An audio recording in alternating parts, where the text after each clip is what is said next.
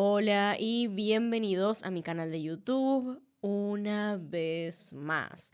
Hoy tenemos el caso de Harvey Gladman. Ahí arriba en el que está en pantalla pueden ver el resto de mis casos. Acá abajo tienen mis redes sociales por si quieren seguirme en alguna de ellas. Y sin nada más que decir, comencemos.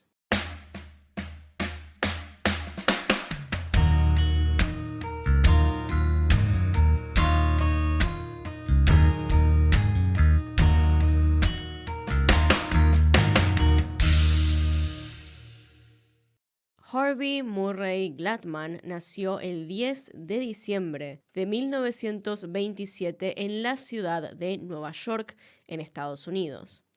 Él era el único hijo del matrimonio conformado por Ophelia y Albert Gladman, una pareja conocida en su entorno por ser unas personas decentes, respetables y muy trabajadoras.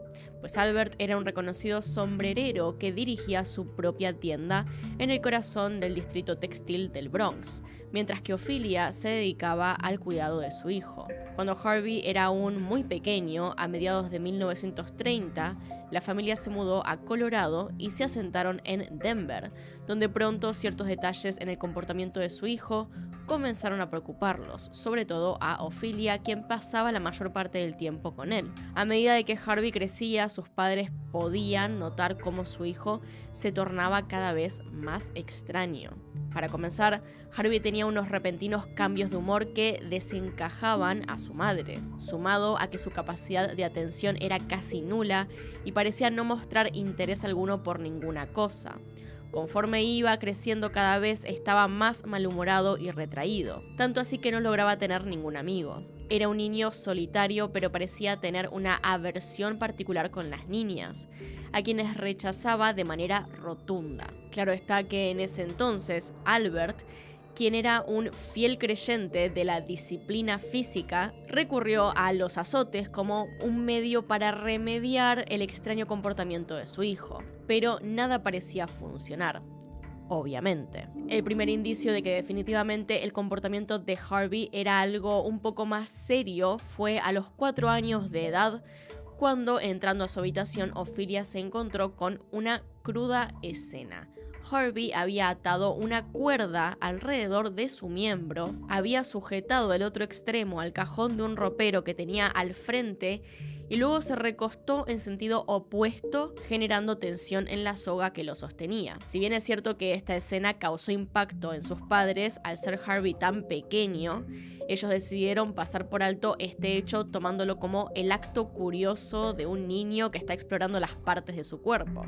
Así que lo único que hicieron fue decirle que no lo haga porque podría lastimarse. Sin pensar que el pequeño Harvey Gladman, a sus escasos 4 años de edad, estaba dando su primer acercamiento al sadomasoquismo y a su particular fijación con las cuerdas, conocida también como bondage, cosas que lo acompañarían por el resto de su vida. Pasaron los años y Harvey fue creciendo de manera retraída. Todos se burlaban de él en el colegio porque tenían las orejas prominentes. Eran bastante grandes y los dientes sobresalidos, por lo que sus espaldas le ponían sobrenombres como ardilla o comadreja. Además de esto, Harvey tenía algunos tics nerviosos, era corto de vista, tartamudeaba, era sumamente tímido y simplemente no se juntaba con nadie. Su aversión en contra de las mujeres pronto se convirtió en terror.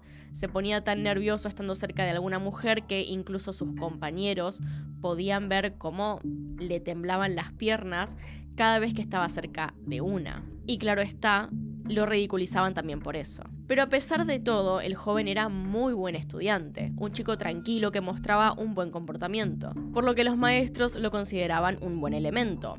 A Harvey le iba muy bien en la escuela y aparte tocaba la corneta en la banda escolar. Pero más allá de eso, llegado a la juventud, él no tenía ningún interés en ser parte de los juegos de adolescentes a la hora del recreo. Él tenía su propia diversión en casa, una que había venido explorando desde hacía ya mucho tiempo en secreto. Harvey ingresaba a su habitación, se ataba una cuerda alrededor del cuello, pasaba el otro extremo sobre una tubería o viga del techo y tiraba de sobrante con una mano para ajustar el nudo que tenía en el cuello, mientras se masturbaba con la otra mano. No se sabe a ciencia cierta cuánto tiempo había dedicado Harvey a esta especie de juego sexual que practicaba consigo mismo, pero alrededor de 1938, cuando tenía 11 años de edad, sus padres lo descubrieron.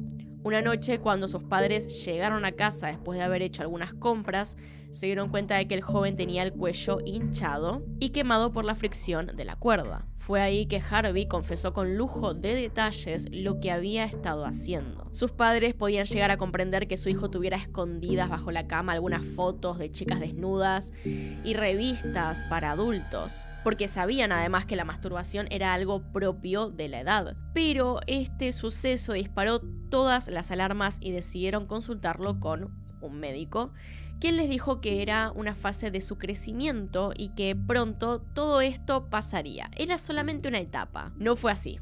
Las cosas fueron escalando cada vez más. Como explica Michael Newton en su libro Rope, el juego sexual de Harvey, conocido como asfixia autoerótica, asfixiafilia o hiposifilipa, no es lo mismo que el masoquismo e implica estrangulación o asfixia autoinducida durante la masturbación. Todo parece indicar que la asfixia en sí misma crea excitación y eventualmente euforia, incluso sin estimulación genital, debido a la adrenalina que produce cuando el cuerpo humano percibe una situación que amenaza la vida. Y es precisamente esto último lo que desencadenó aquella fijación que marcaría la vida de Harvey irremediablemente. Con el paso de los días y a pesar de este suceso, la vida volvió a la normalidad en la casa de los Gladman. Pero Harvey empezó a tomar mayor precaución para no ser atrapado de vuelta por sus padres. Llegó 1939 e ingresó a la secundaria, donde un severo caso de acné no ayudó para nada su confianza. El temor por el sexo femenino no había desaparecido, pero ahora en lugar de tener un repudio hacia ellas, tenía una fascinación, algo que él sentía que jamás sería digno de poseer. Para Harvey, las mujeres eran tan superiores a él que era indigno incluso de dirigirles la palabra, y ni pensar en poder tocarlas. Estaba totalmente paralizado por una sensación de inferioridad e insuficiencia.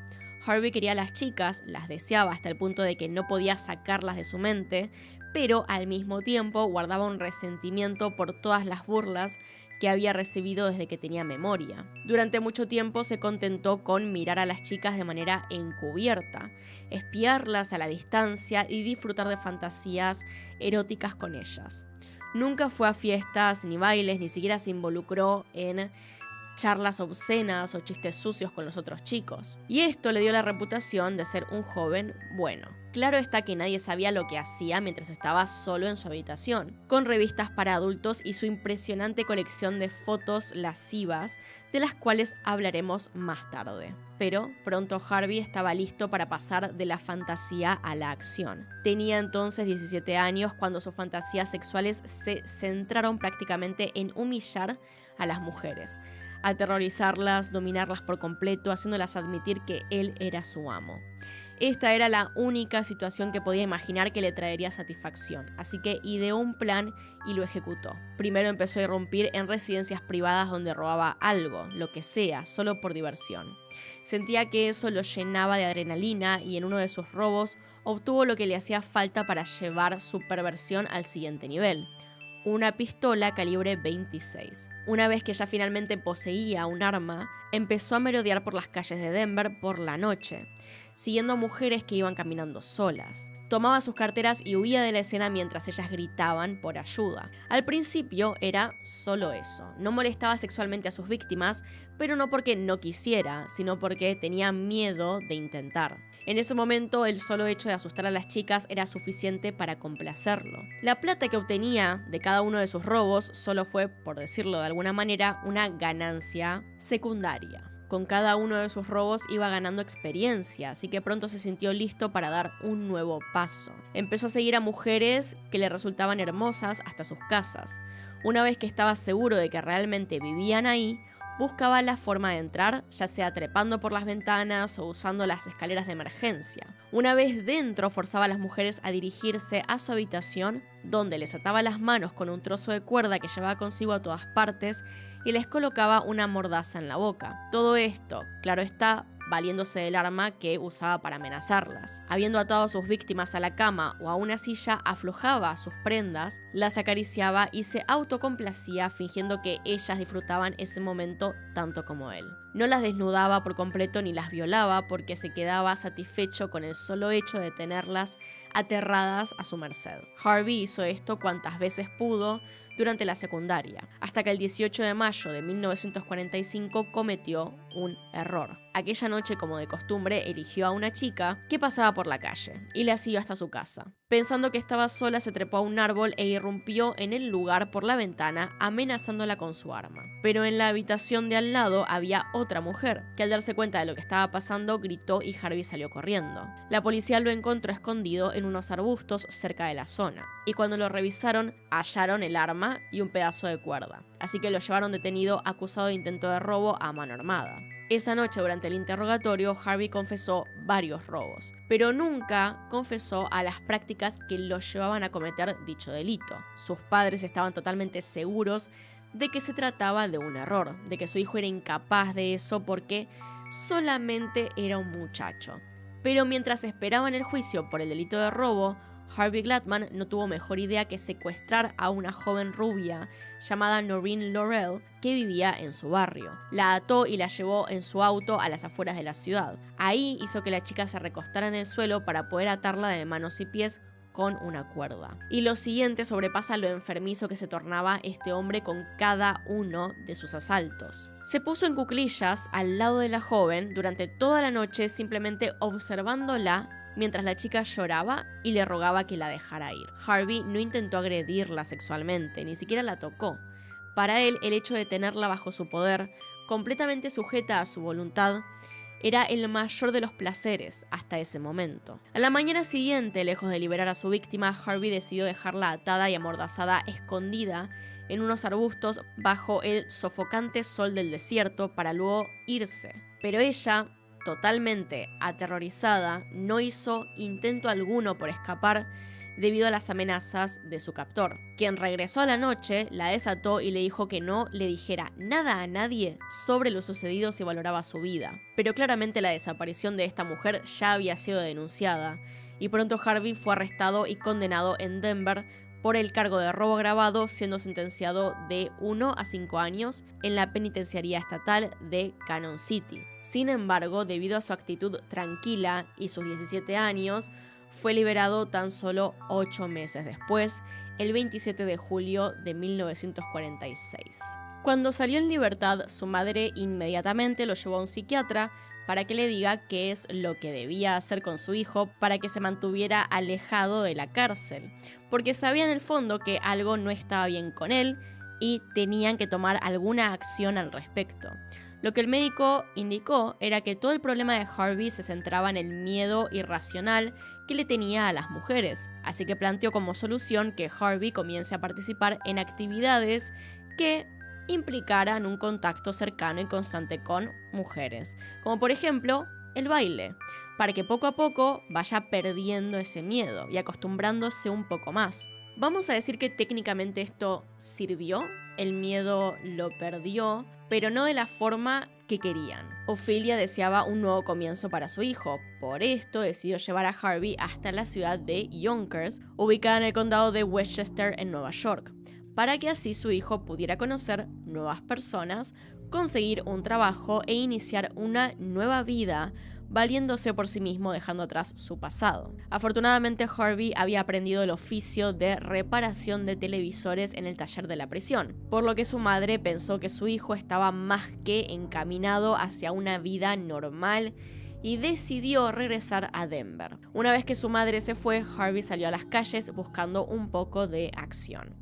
En esta oportunidad sabía que no podía robar ningún arma porque eso podría traerle problemas, así que decidió comprar una de juguete que parecía lo más auténtica posible. Empezó a cargarla consigo junto a una navaja y, por supuesto, un pedazo de cuerda, que era lo que le entusiasmaba más. Fue así como el 17 de agosto de 1946, alrededor de la medianoche, la pareja conformada por Thomas Starrow y Doris Thorne fue abordada por un hombre que calzaba con todas las características físicas de Harvey Gladman, quien a punta de pistola, de juguete, le ordenó a la pareja que dejara la calle y se adentrara en el bosque. A Thomas le quitó la billetera, le ató las piernas y lo tiró al césped, mientras que a Doris le colocó el arma en el abdomen y empezó a tocarla indebidamente. Estaba tan sumergido en esta acción que no se había dado cuenta de que el novio se había liberado y sigilosamente se aproximaba a Harvey, quien logró defenderse y le hizo un corte en el hombro con su navaja, para luego huir de la escena y escapar a la ciudad de Albany. Se instaló en esta nueva ciudad recorriendo el barrio alrededor de su departamento en Commercial Street,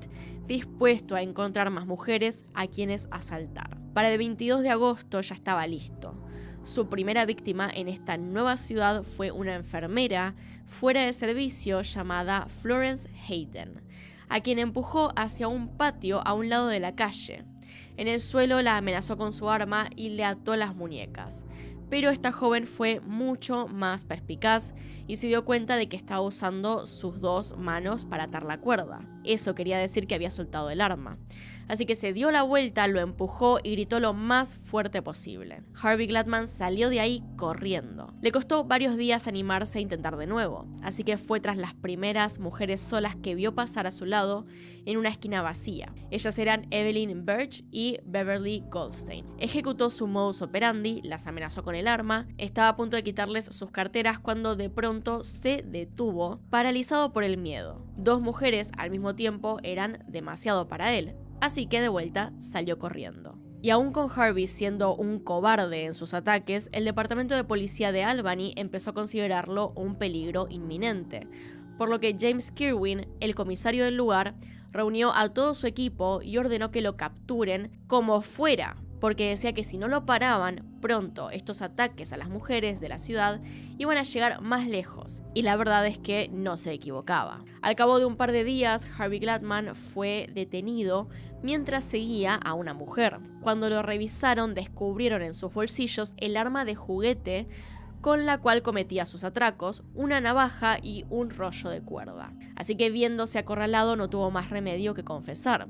4 días después de ser arrestado, Harvey fue acusado en el Tribunal Municipal de Albany por el ataque a Florence Hayden y pronto fue encarcelado. Al enterarse de lo sucedido, Ophelia y Albert Gladman quedaron totalmente impactados con la noticia, porque se suponía que ella había dejado a su hijo listo para rehacer su vida en Yonkers, y por más que su madre suplicó clemencia en los tribunales, esto de nada sirvió, ya que en octubre el juez Earl Gallup lo condenó de 5 a 10 años de prisión efectiva. Pero como Harvey todavía era menor de edad, fue asignado al reformatorio de Elmira en Nueva York para que una vez que cumpliera su mayoría de edad, el resto de la condena sería en el centro de máxima seguridad Sing Sing.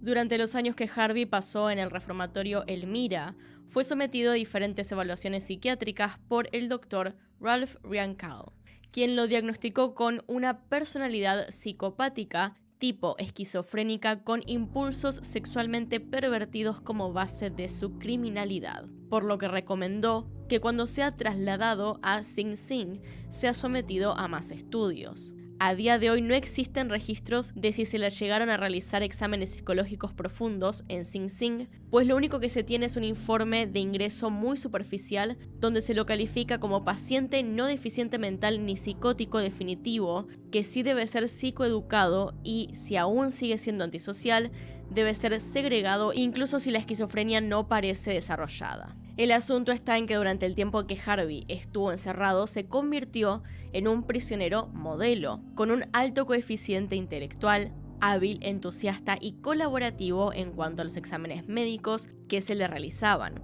como hemos visto en otras oportunidades. Fingen ser personas coherentes, personas que pueden convivir con otros, todo lo que se les exige para poder así ganarse el favor de las personas correspondientes y poder salir. Evidentemente, Harvey Gladman sabía muy bien lo que hacía y su buena conducta ayudó a que su condena sea reducida, y solo estuvo un total de 2 años y 8 meses tras las rejas. Pero, claro está, una vez puesto en libertad, se le pusieron ciertas condiciones, como que debía volver al cuidado de su madre, debía conseguir un empleo de tiempo completo e iba a permanecer en observación judicial durante 4 años y medio. Y así pasó. Harvey regresó a Denver con sus padres y se mantuvo trabajando esporádicamente en distintos empleos, sin lograr adaptarse por completo, pero al menos parecía que su historial criminal había quedado en el pasado y su madre por fin respiraba tranquila.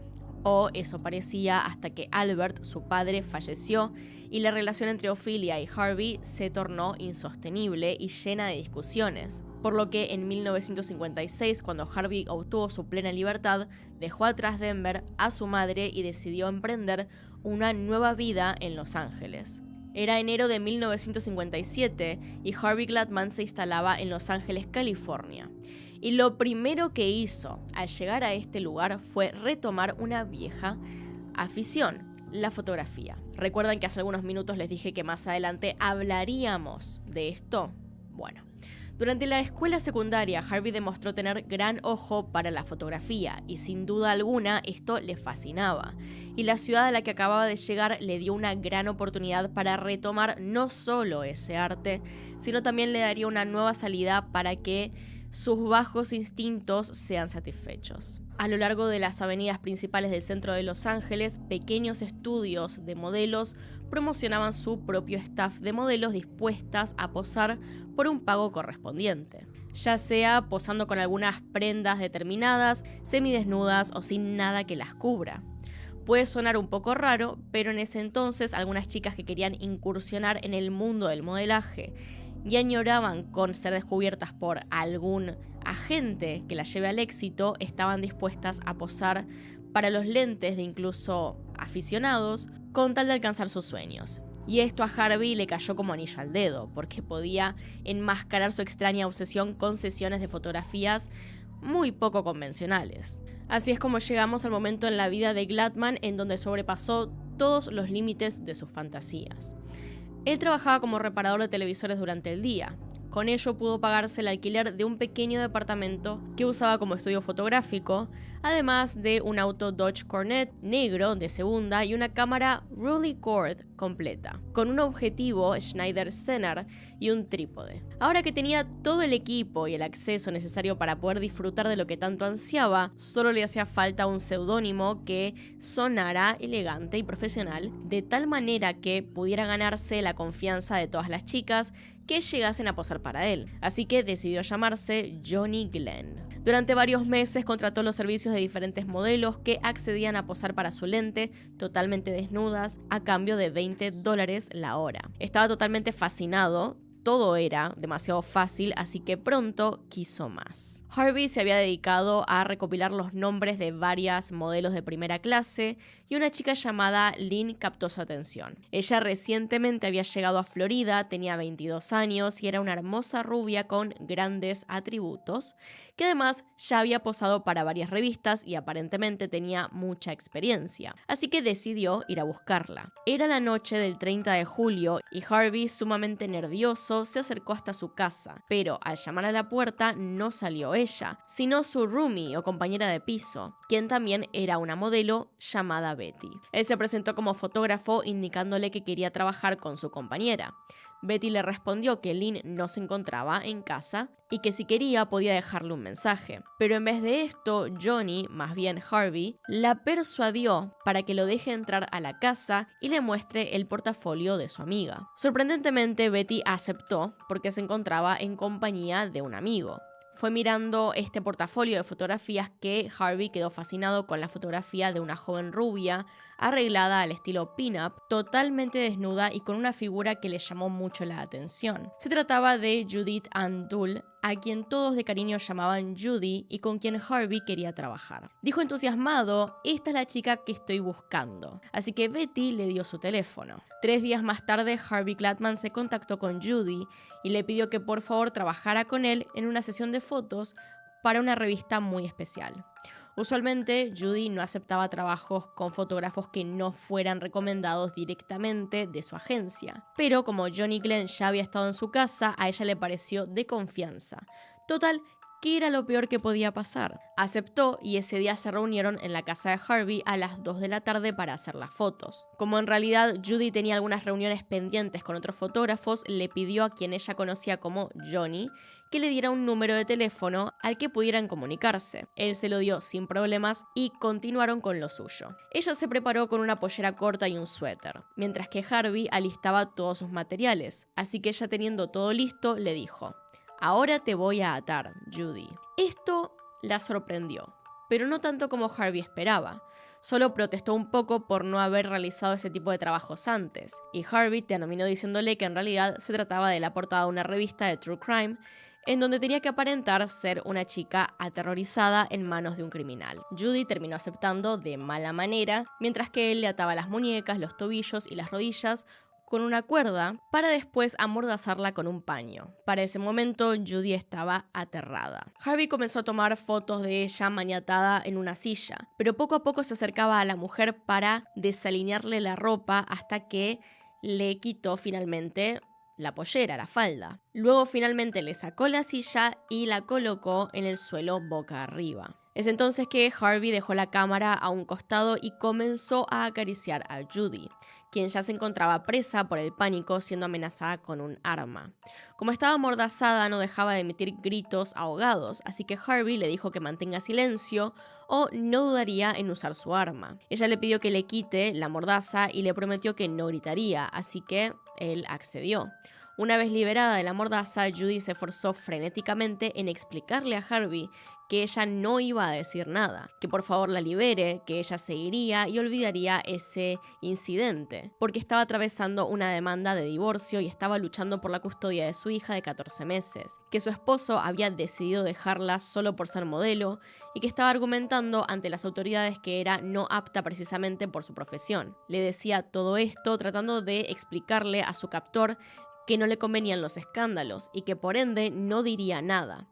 Pero sus argumentos no bastaron. Harvey, tranquilo, se dispuso a guardar todo su equipo fotográfico y después de horas de dominación absoluta, la violó en 2 ocasiones, siendo esta la primera vez que Harvey tuvo un encuentro sexual con alguien. Después de esto, le dijo a Judy que se ponga su ropa interior y se siente a su lado a ver la televisión, mientras él se debatía qué hacer con ella. Tenía miedo de ser capturado y a pesar de que ella le repetía constantemente que guardaría silencio, él decidió que era mejor no arriesgarse. Manejó hacia las afueras de la ciudad y en medio del desierto detuvo su auto y no conforme con todo lo sucedido, decidió que su sesión fotográfica debía ser en exteriores también, así que recostó a Judy boca abajo, la ató de tobillos, rodillas y cintura para terminar enrollando la cuerda en su garganta, acabando con su vida. Finalmente, sin siquiera asegurarse de que Judy estaba muerta, arrastró su cuerpo unos 25 metros más hacia el desierto y detrás de unos matorrales que no podían verse desde las vías del ferrocarril, cavó una tumba poco profunda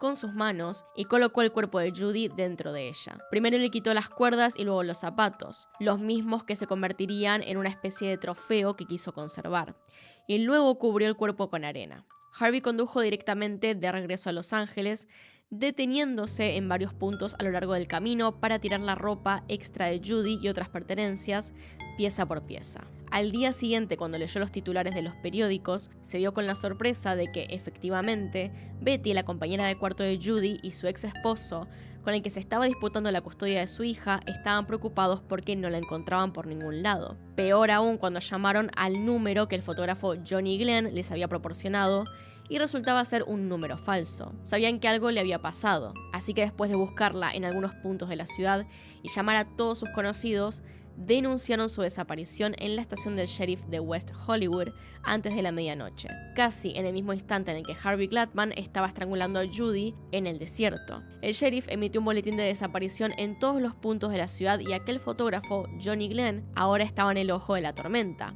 pero no lograron capturarlo. Pasaron 7 meses para que Harvey cobrara su siguiente víctima, Shirley Ann Bridgeford, de 24 años de edad. Ella era una joven recientemente divorciada con 2 hijos, quien, queriendo rehacer su vida, se unió al Patty Sullivan Lonely Hearts Club de Los Ángeles, que, traducido al español, se trataba de un club de corazones solitarios dispuestos a encontrar pareja, al que Shirley se unió con la esperanza de encontrar al hombre indicado. Ella no pedía demasiado, lo único que tenía claro es que no quería a alguien como su primer marido. Así que cuando el joven George Williams la invitó a salir el 7 de marzo de 1958, ella aceptó ansiosa de encontrar un nuevo amor. Pero desafortunadamente no salió como esperaba porque el señor George era nada más y nada menos que Harvey Gladman, con un nombre falso dispuesto a satisfacer nuevamente sus más profundos deseos. Harvey, en este caso presentándose como George Williams, fue a recoger a Shirley de su casa a las 7:45 de la noche y lo primero con lo que se encontró es con que había muchísima gente en la casa de la joven e incluso ella le presentó a su madre y al resto de su familia.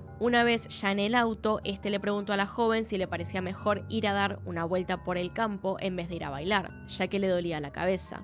Ella respondió que no había ningún problema y siguieron adelante manejando desde Sun Valley hasta Oceanside, a donde se detuvieron a cenar. Luego siguieron su viaje, pero cuando Shirley se dio cuenta de que iban por el camino equivocado, comenzó a protestar, así que Harvey se estacionó en un lado solitario de la pista y la tomó de los brazos mientras ella le exigía que la lleve de vuelta a su casa. Así que, apuntándole con su arma entre los pechos, le gritó a Shirley que se desnudara. Ella le suplicó con todas sus fuerzas que no lo hiciera, pero él no desistió. La violó en repetidas ocasiones y luego de eso la hizo posar de diferentes maneras para su cámara. En esta ocasión la hizo esperar hasta que saliera el sol, porque quería experimentar con la luz del día. Así que cuando obtuvo suficiente, tomó la misma cuerda con la que mató a Judy e hizo exactamente lo mismo. Luego de esto arrastró su cuerpo y lo escondió entre la maleza, no sin antes sacarle la ropa interior, que sería su trofeo. Un par de días después, todos los diarios anunciaban la desaparición de una joven llamada Shirley Ann Bridgeford.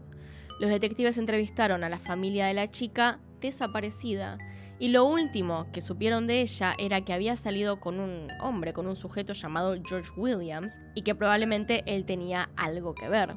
Adicionalmente recogieron los testimonios de los operarios de la oficina de citas, y todas las descripciones en conjunto eran tan contradictorias que todo parecía indicar que dos hombres diferentes eran los involucrados, por lo que las autoridades comenzaron a sospechar de que quizá el tal Williams había intercambiado citas con otro sujeto. Es más, los detectives de la policía, Pat Keeley y Dick Rubble, indicaron que estaban convencidos de que Shirley había sido víctima de un asesino sexual, pero no tenían una mínima pista de su destino.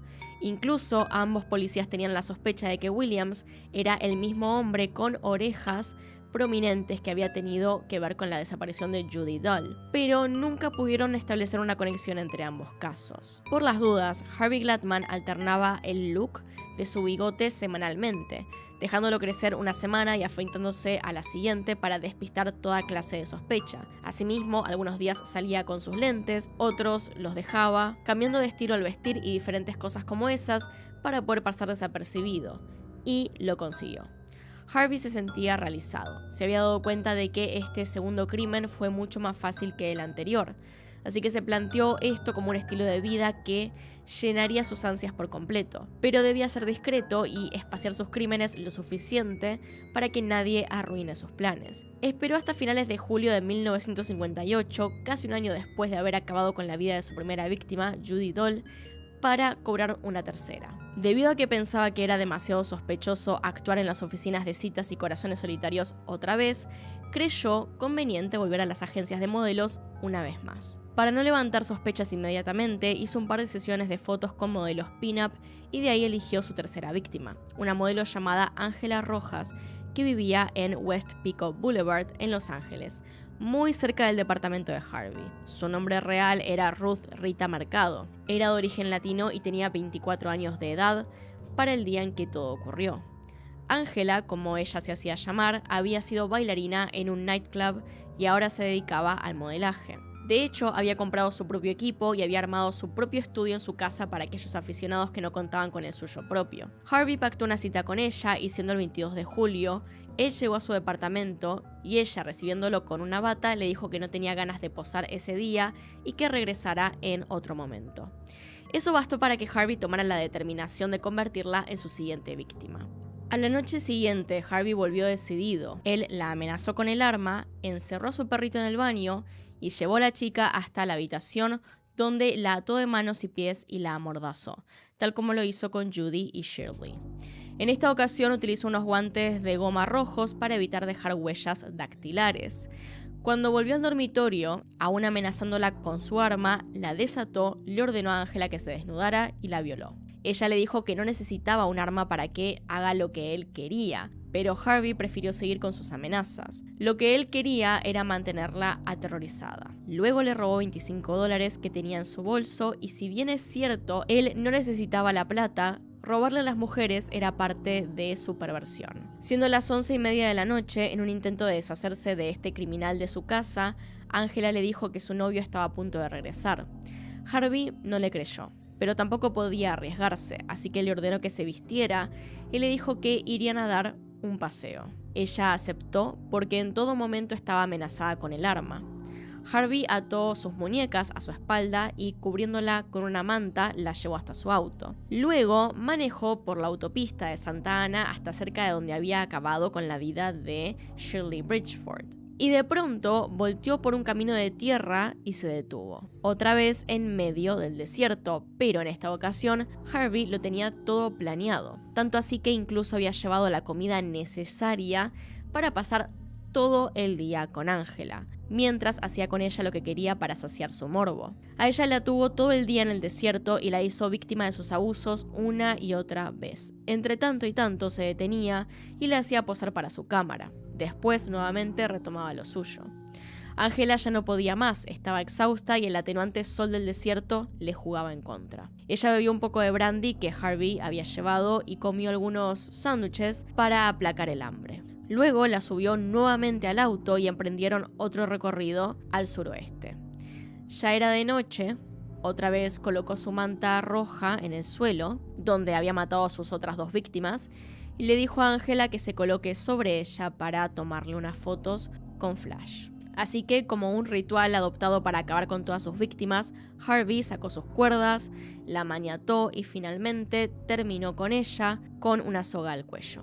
Él tiró todas las pertenencias de Angela, menos las medias, su reloj de pulsera y su identificación. Para este punto ya estaba en claro que le gustaba coleccionar estos trofeos de sus víctimas. Para sorpresa de Harvey, la desaparición de Ruth Rita Mercado, o como él la conoció, Ángela Rojas, no fue noticia al día siguiente ni los días posteriores, por lo que él se sintió un poco decepcionado. Al parecer se regocijaba cada vez que era noticia. Sentía que era más inteligente que los policías. Así que, sin novedad alguna, él simplemente siguió con su vida. Seguía trabajando en la reparación de televisores y en septiembre se mudó a otro departamento en South Morton Avenue. Llegó octubre y no había nada respecto a la desaparición de Angela, por lo que él concluyó que nadie la estaba buscando, así que estaba listo para entrar en acción otra vez. Harvey pensaba que había encontrado el mecanismo perfecto para hacer de esto su estilo de vida, pero se equivocó. Sus planes no eran tan perfectos como él pensaba. Llegó así el 27 de octubre de 1958, y Harvey tenía en mente a una nueva víctima. Hacía un par de meses, cuando empezó el verano, había descubierto Diane Studio, una de las agencias de modelos más exclusivas de Los Ángeles, ubicada en Sunset Boulevard. Las modelos de este estudio trabajaban directamente con importantes revistas y hacían comerciales de televisión.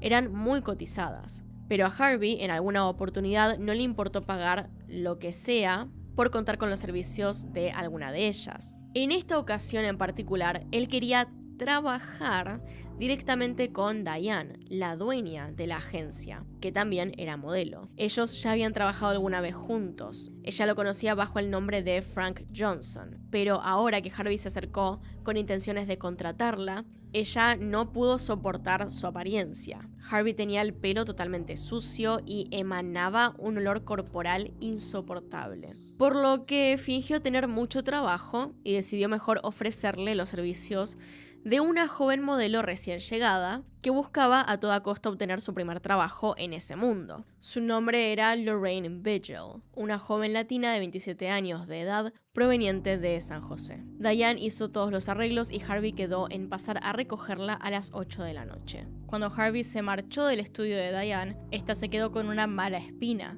por lo que decidió llamar a Lorraine y advertirle que el hombre con el que iba a trabajar era un aficionado y, a decir verdad, un tipo desagradable, por lo que le pidió que tuviera mucho cuidado. Lorraine simplemente le agradeció el consejo y prometió que se cuidaría. Dieron las 8 de la noche y puntual, Harvey llegó en su auto Dodge a recogerla y se pusieron en marcha al estudio de Diane, donde se suponía que harían las fotos, pero no fue así. Pronto Lorraine se dio cuenta de que estaban saliendo de la ciudad y estaban tomando la autopista de Santa Ana, así que le dijo a Harvey que ese no era el camino, a lo que él le respondió: «Oh, ¿no te lo dije?».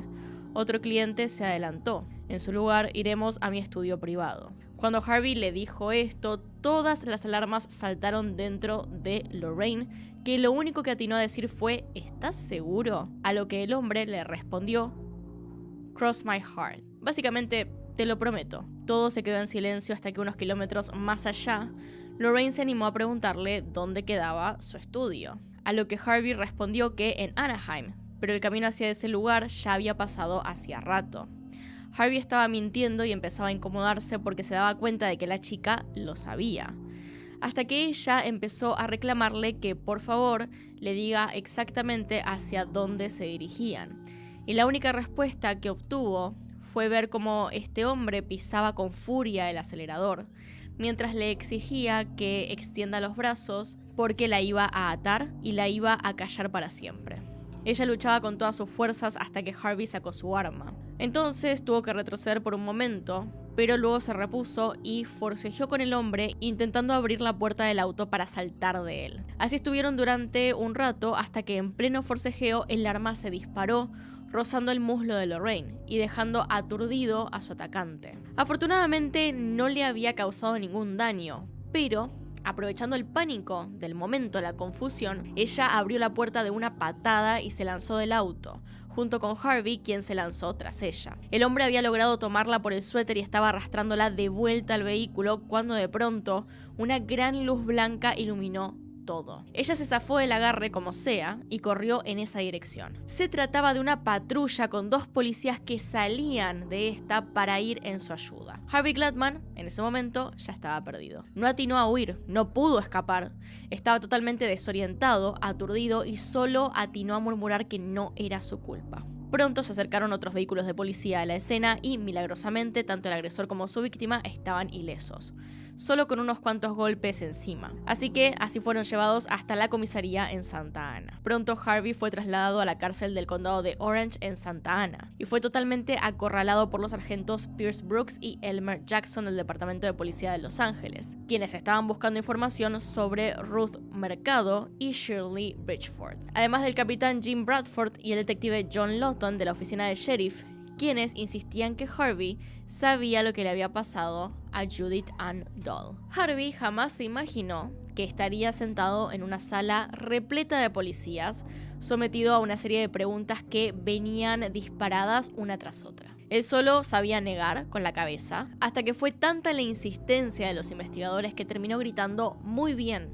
yo las maté a todas». Y luego se desplomó sobre la mesa llorando. Harvey entonces dijo: «Saben que yo las maté. No hay manera de que lo supieran a menos que hayan encontrado la caja de herramientas». Inquisitivo, uno de estos hombres preguntó: «¿La caja de herramientas?». A lo que Harvey contestó: «La de mi casa con las fotos, las chicas muertas. Ahí es donde las escondí, las fotos, en mi caja de herramientas».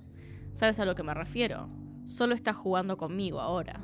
Harvey se equivocaba. Nadie sabía nada sobre una caja de herramientas porque la policía todavía no tenía una orden para ingresar a su casa. Pero, habiendo dicho eso, el detective Brooks, la persona que le preguntó sobre esto, y los demás, compartieron unas miradas y entendieron lo que estaba pasando. En ese momento, todos comenzaron a fingir que sabían sobre la caja de herramientas, donde obviamente se encontraban las pruebas incriminatorias para que Harvey confesara oficialmente los asesinatos. Mientras tanto, la policía fue enviada al departamento de este hombre con la orden de encontrar esa caja y traerla de vuelta. Esa misma noche, él admitió lo que había hecho, pero ya con las pruebas en las manos. Como si su testimonio no hubiese sido lo suficientemente desgarrador, lo que había hecho había quedado captado en una serie de fotografías en blanco y negro que provocaban escalofríos a quienes las vieran. El doctor Robert Keppel, autor del libro Signature Killers, explicó lo siguiente. Las fotografías eran incluso más horripilantes para la policía que las que ellos sacaban de la escena del crimen, porque revelaban la verdadera naturaleza de Gladman.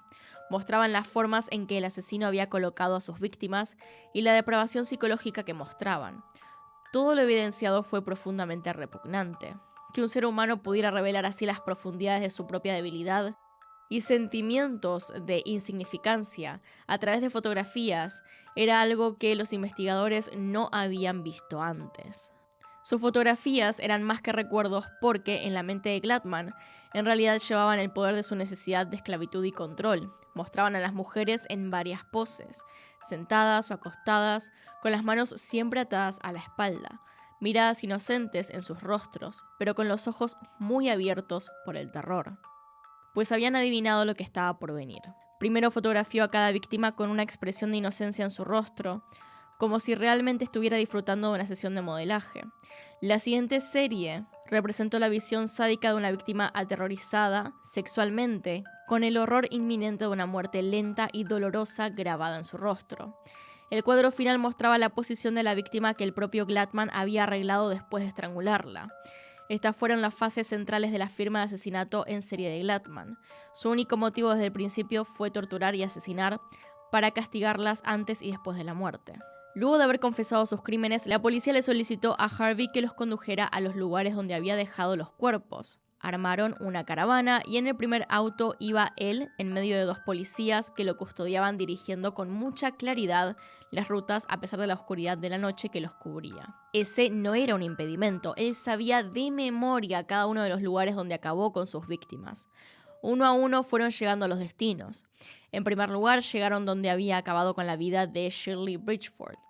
En la escena encontraron un abrigo color canela y los huesos de la joven esparcidos por la zona a causa de los animales. Sin embargo, esto era suficiente para poder identificar a la mujer. El viaje continuó hasta que Harvey nuevamente dio la señal para que se detengan. En un lugar en medio del desierto había un esqueleto completamente intacto que tenía algunos mechones de pelo adheridos al cráneo. Ángela Rojas, susurró Gladman. Este era el nombre por el cual él la conocía, pero la policía ya sabía que se trataba de Ruth Mercado. Una patrulla se quedaba en cada uno de estos lugares donde encontraban restos. Ya de día Harvey los llevó hasta el lugar donde había matado a Judith Ann Doll, pero ya casi nada quedaba de ella más que unas cuantas prendas. Afortunadamente, haciendo una investigación un poco más profunda, la policía logró averiguar que hace unos cuantos meses unos excursionistas habían encontrado un esqueleto de una mujer desconocida en la zona. Así que ahora podían contrastar los restos y averiguar si se trataba de la primera víctima de Harvey Gladman. Y efectivamente, así era. El 3 de noviembre de 1958, Harvey Gladman fue procesado oficialmente en el condado de San Diego. Algo curioso que sucedió con esto fue que varias jurisdicciones se peleaban por ser la sede del juicio. Estaba el condado de Orange por el asalto que cometió contra Lorraine Vigil, la única sobreviviente. El condado de Riverside, donde acabó con la vida de Judy Doll. Y Los Ángeles, por supuesto, porque en ese lugar fueron secuestradas todas sus víctimas. Entonces, ¿por qué fue San Diego la sede del juicio? Porque 2 de los cuerpos fueron hallados en su territorio. Para finales de este proceso legal, las autoridades estaban solicitando que se presente en el juicio una grabación detallada de Harvey Gladman, narrando cómo había acabado con la vida de las mujeres y por qué, a pesar de que este ya había confesado sus crímenes, y es más, había renunciado a su derecho a juicio. La fiscalía quería que esto se haga de esta manera porque quería comprender plenamente lo ocurrido y porque, a decir verdad, querían que esta grabación sirviera para estudiar ese tipo de mente criminal. Recordemos que la definición de asesino en serie se acuñó recién en los años 70 y el caso de Harvey Gladman sirvió, sin duda alguna, para empezar a identificar a los asesinos confirma, que son aquellos que siguen un patrón determinado en sus actos. A estas alturas, la captura de Harvey Gladman era noticia a nivel nacional y los medios de comunicación comenzaron a llamarlo el asesino de los corazones solitarios o el asesino de chicas glamorosas, por la forma en la que había conocido a sus víctimas. Y al ser esto ya de dominio público, fue inevitable que su madre, que para ese entonces tenía 69 años, se entere de lo sucedido, y con el corazón totalmente destrozado, viaje hasta California para poder ver a su hijo. El 12 de noviembre le permitieron visitarlo y saliendo del lugar y rodeada por la prensa, dijo una frase que sería clave para que la defensa de Gladman hiciera un intento desesperado por salvarlo de alguna condena. Él no es un hombre cruel, está enfermo. Así fue como su abogado, Willard Withenhill, hizo lo único que le quedaba por hacer. Dijo que Harvey había perdido la razón y que por ello había cometido esa serie de terribles actos. Obviamente que esto significaba que Gladman tenía que ser sometido a los exámenes psiquiátricos pertinentes para corroborar la afirmación. El encargado de estas pruebas fue el Dr. Lengyel, quien en un informe médico presentado el 12 de diciembre dijo lo siguiente: este individuo no muestra evidencia de psicosis, él distingue el bien del mal, la naturaleza y la calidad de sus actos y puede evitar hacer el mal si así lo desea. Ese fue el fin de la discusión. Harvey Gladman estaba totalmente cuerdo y consciente cuando asesinó a sus víctimas. No estaba enfermo, no tenía un problema en particular, simplemente decidió actuar por propia voluntad. El jurado finalmente lo condenó. Tuvo 2 cargos de asesinato en primer grado por las 2 víctimas que perdieron la vida en el condado de San Diego, Ruth Mercado y Shirley Richford. En el juicio se escucharon algunos testigos, entre ellos los familiares de Shirley, que conocieron a Harvey la misma noche en la que acabó con su vida. También hablaron de los restos hallados en el desierto, de cómo atraparon a Harvey tratando de cobrar una cuarta vida, las fotografías encontradas en la caja de herramientas y, finalmente, reprodujeron las 4 horas que duraba la confesión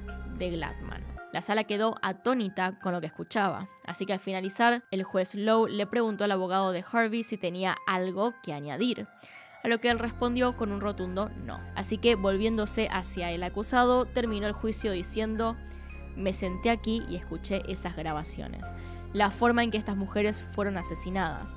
Nunca escuché nada parecido y espero no volver a escuchar nada igual. El tormento, el sufrimiento que estas mujeres debieron tener. Haber soportado durante la noche y en el desierto debe haber sido terrible. En este momento, habiendo declarado al acusado culpable de asesinato en primer grado, le impondré la pena de muerte. Creo que es la única sentencia adecuada que debería pronunciarse en este caso particular. Señor Gladman, que Dios se apiade de tu alma. Finalmente, Harvey Gladman fue trasladado al corredor de la muerte en la prisión de San Quintín, pero no tuvo que esperar mucho tiempo para ver su sentencia cumplida, ya que su ejecución se fijó para el 18 de septiembre de 1959. Llegada la fecha, Gladman fue llevado a la Sala Verde para inhalar cianuro a las 10 de la mañana y a las 10:12 el asesino de las chicas glamorosas simplemente falleció. Y ese es el final de El asesino de las chicas glamorosas, El asesino de la caja de herramientas. Realmente tuvo muchos nombres a través de los años, pero así terminó. Debo decir que es uno de esos casos en los cuales se sentencia y finalmente se acaba con su vida, porque suele pasar que terminan en el corredor de la muerte mucho tiempo y mueren por causas naturales. En este caso se lo condenó y finalmente se cumplió esa condena, así que el caso quedó completamente cerrado. Y díganme entonces, ¿conocían esta historia? ¿Conocían el nombre de este asesino? ¿Lo tenían de alguna parte? ¿Y qué opinan al respecto? Los estoy leyendo en los comentarios. Y así termina el video. Así que acá están los Patreons y los miembros del canal.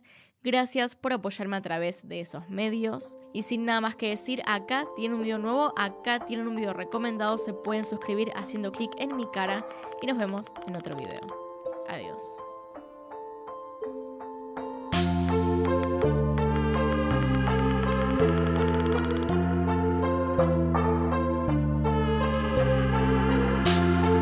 Thank you.